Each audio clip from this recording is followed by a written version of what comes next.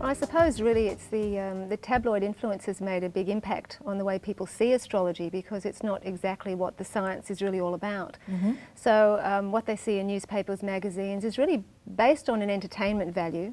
Though some astrologers these days are trying to bring a little bit more of the psychological emphasis into some of those magazine articles.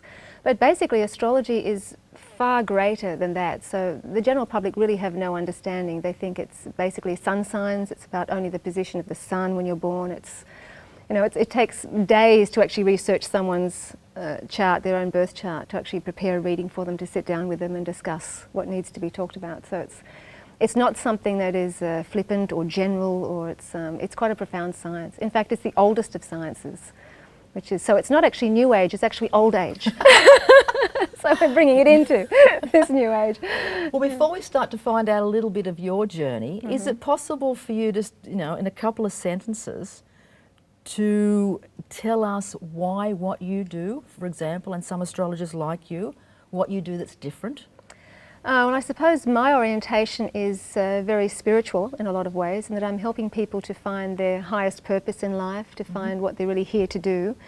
Because I have a theory really that has been borne out that you don't really need to work with people psychologically with their personalities so much. You don't need to sit down and say, well, you have a problem with jealousy or you have a problem with resentment.